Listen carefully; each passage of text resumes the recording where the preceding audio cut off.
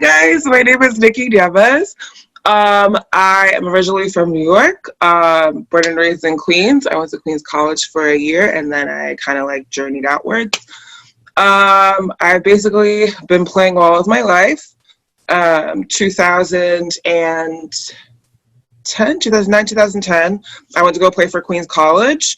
And while I was playing there, one of the recruiters for Team USA had reached out to me and asked, was like, hey, do you want to come play sitting volleyball? And I'm not going to lie, I wasn't very familiar with the adaptive world or adaptive sports. Kind of was just unique in myself, as in like I didn't have any friends that, were different like me. So for a while I was like, yeah, sure, but I neglected it until finally my parents kind of gave me a push, and they were like, well, just go try it. If you don't like it, you don't like it. So I tried it.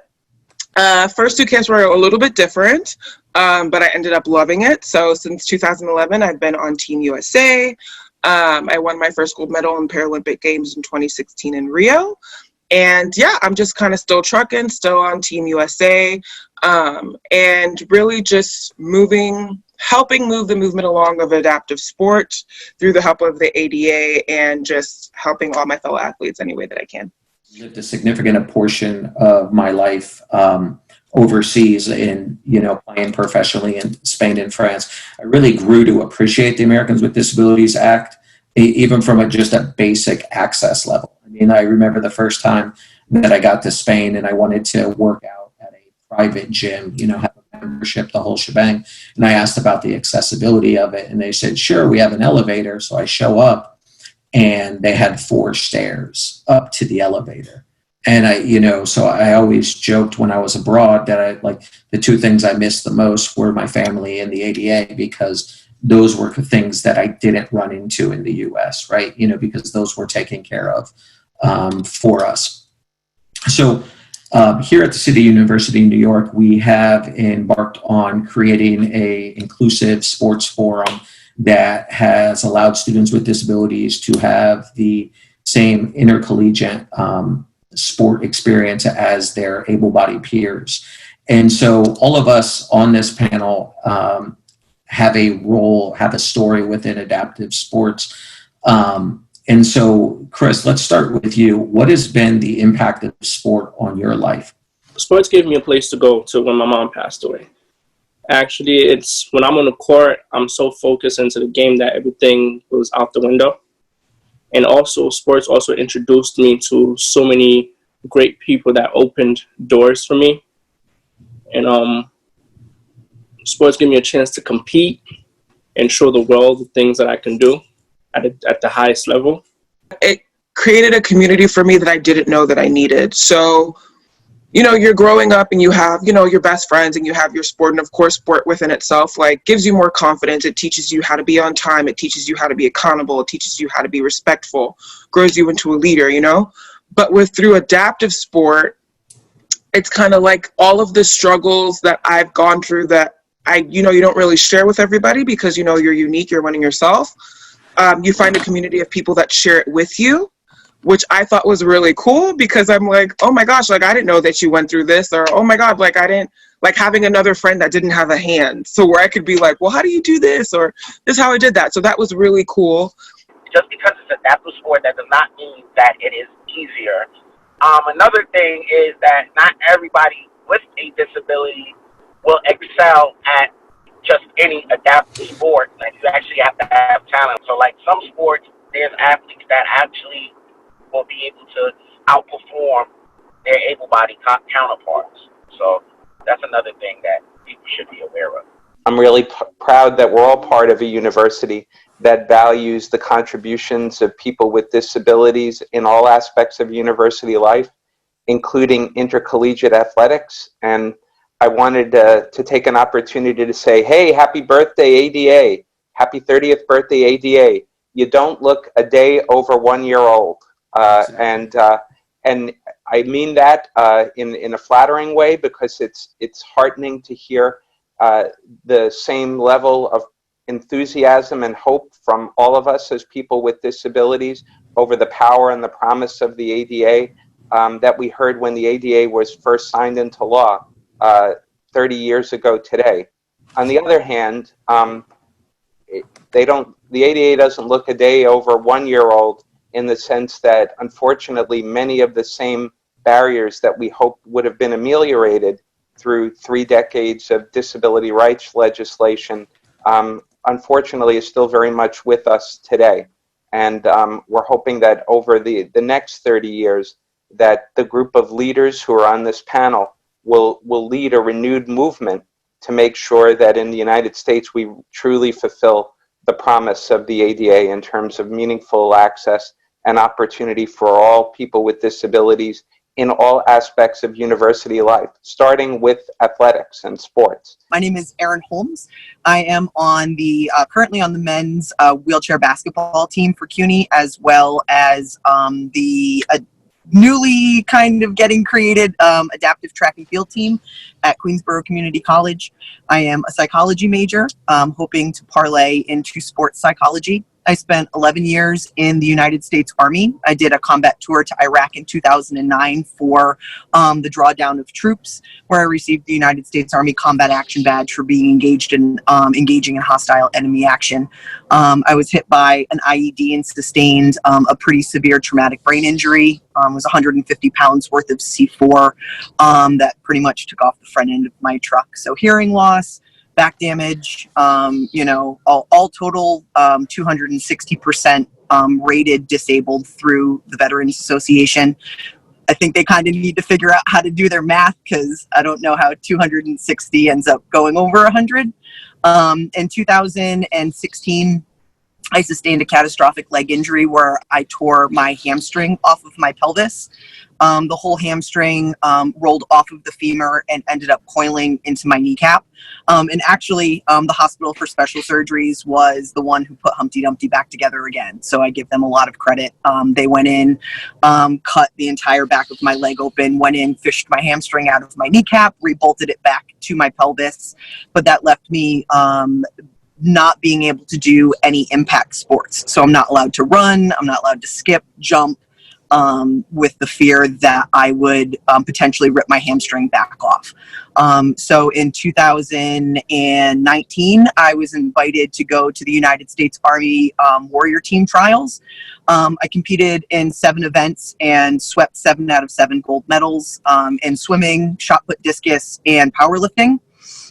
Currently, I'm training for a coveted spot on the Paralympic team for Tokyo, where I'm hoping to break the F57 and F56 world record in the women's shot put and discus. So I've been playing wheelchair basketball for about 2 years. Coach Martin asked me if I had any desire to go back to school, and he and my wife kind of made the choice for me, and I went back, and it's been absolutely fantastic since. So, going from being a pretty hardcore soldier who was a hand-to-hand combatives instructor and a cage fighter and, blowing stuff up for a living, to not being able to even go out for a jog. I lost a very large part of myself as an athlete and as somebody who, took physical fitness very seriously. So there was a large bout of depression that I was fighting through until I found adaptive sports and realized that even though I was injured and it was catastrophic and life-changing, that it didn't have to be, athletically career ending.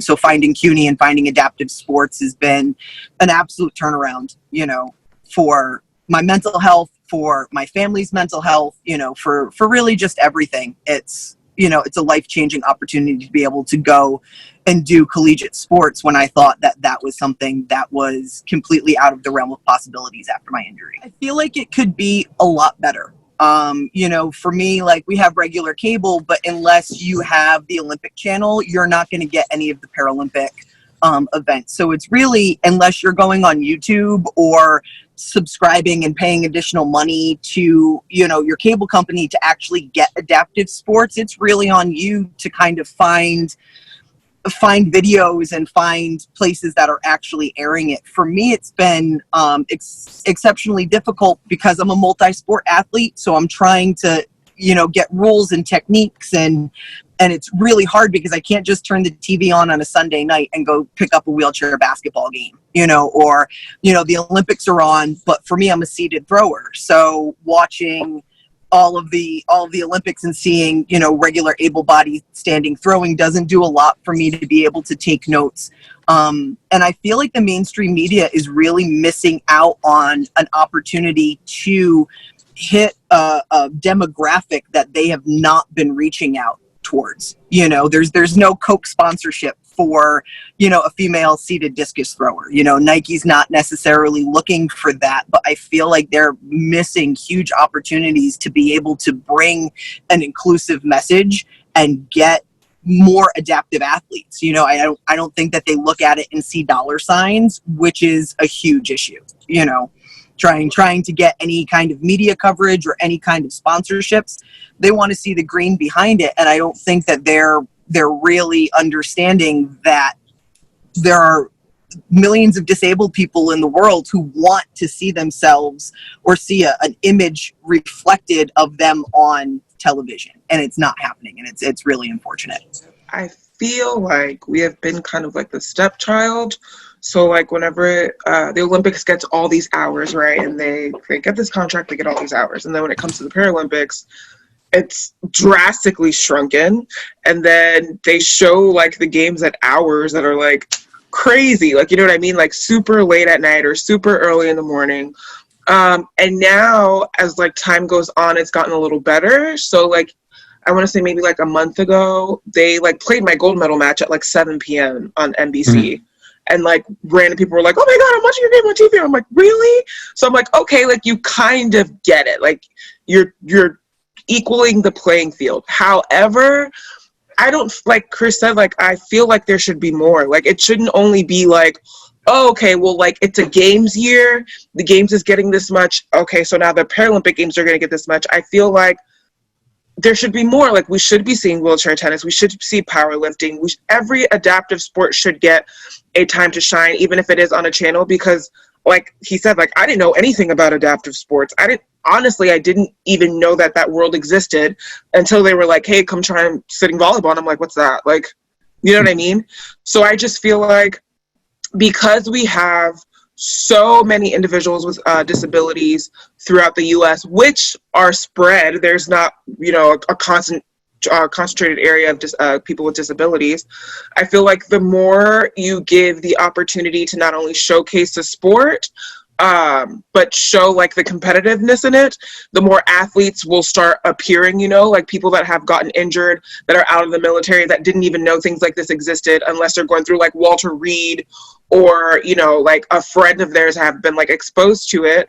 And it also, in doing so, also grows the adaptive sport movement, because now we have more athletes within the United States. Now we have more opportunity to create more clubs, more teams through university systems.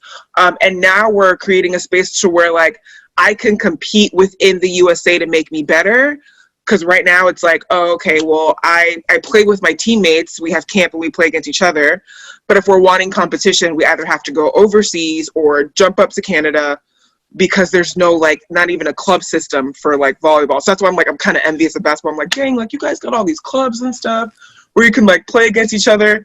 But I feel like the more exposure media gives to adaptive sport, the more people come out of the woodworks, the more it just grows to as large as it can. I agree. I think, you know, one of the biggest issues as adaptive sports, whether we're talking about wheelchair basketball or volleyball or whatever the sport is just that overall awareness, right? You know, and, like, especially folks who acquire their disability later in life, you know, and they're not in a school system where something like that is expressed to them, like it takes too long for them to find our sport. So you know, some of the different projects I've been involved with is, you know, how do we create widespread awareness, right? Is that marketing through NBA teams or WNBA teams about wheelchair basketball and having them almost co-sign the validity of wheelchair sports with the hope of creating just overall more awareness. So I appreciate that perspective from our panelists. Just from a university perspective, as all of you know, the NCAA has now reformed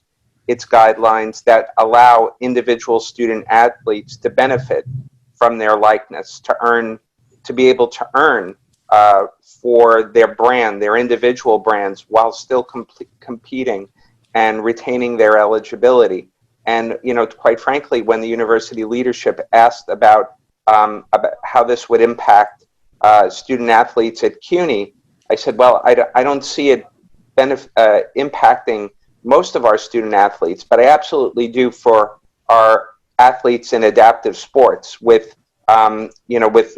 companies looking at diversity, equity, and inclusion goals and trying very hard to lift up those core values in their marketing campaign. I can absolutely see, powerful, empowered, intelligent, extremely good-looking folks like we have on the panel being remarkable brand ambassadors for any product and being able to align their excellence as athletes and students, their swag with progressive brands like sportswear brands, particularly athletic wear brands. I think it's not a stretch at all that in New York City, in the media capital of the world, that once people discover what you all are building at CUNY, that it's not beyond the realm of the possible that Madison Avenue will come knocking, and that not only will that benefit our student athletes and the sports that they represent, but it will raise the profile of inclusive athletics more generally. And I mean, I know you all know Ryan. I don't think anybody positions us better to leverage those kind of opportunities than Ryan Martin. He's just got a really good intuitive sense of how the values of adaptive sports align with what we value as Americans. So I think there's tremendous potential there. But as the panelists have argued, right now it's underdeveloped.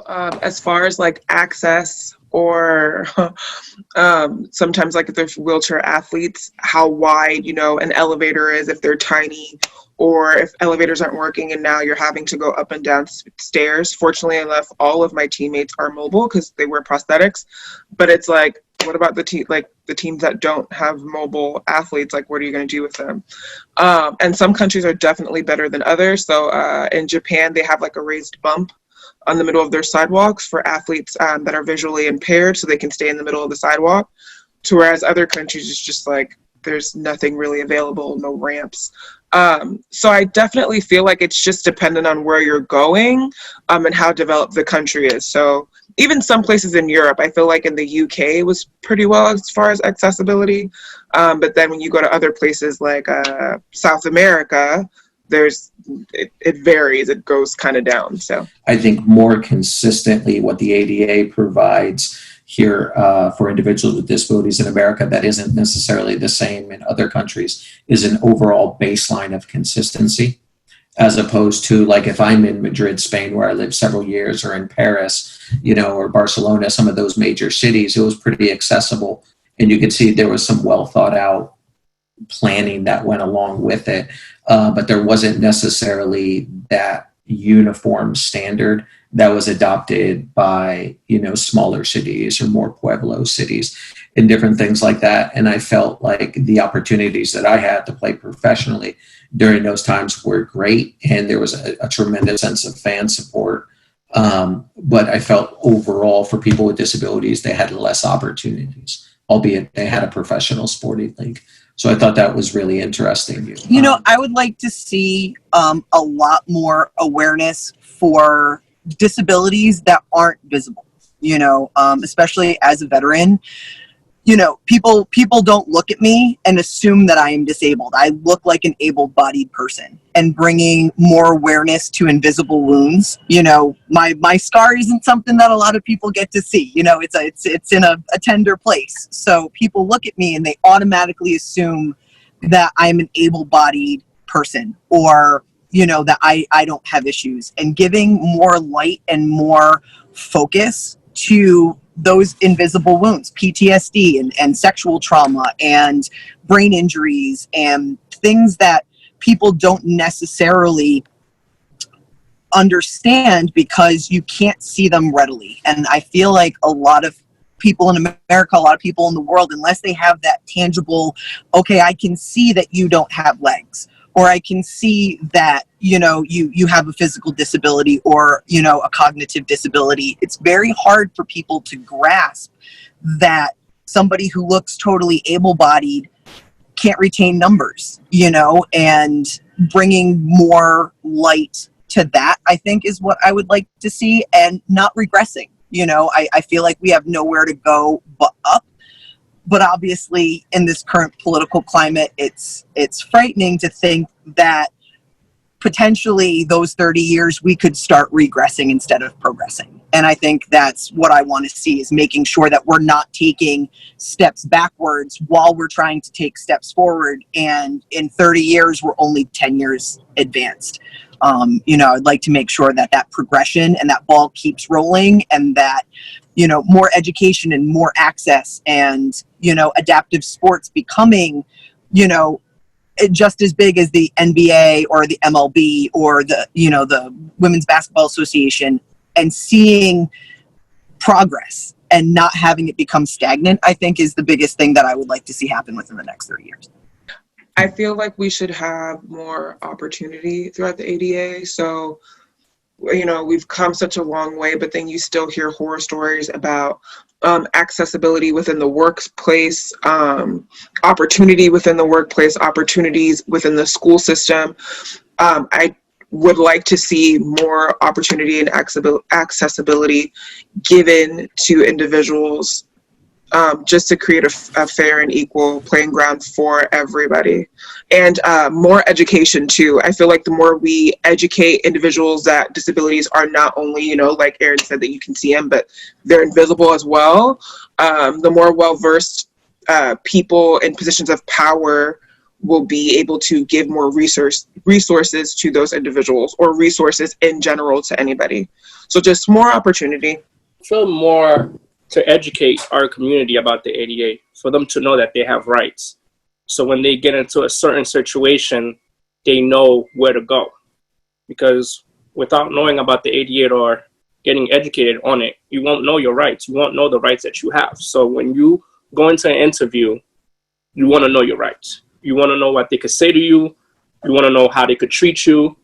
And also for all the students, all the students that graduated, also to know that when they go out there into the world, that they have the ADA behind them, you know, because so many times, because we all know that discrimination still exists and it's still going to be here. So that's why we have to continue fighting and having these type of webinars and things like that to educate all of our students and everyone around us about the ADA.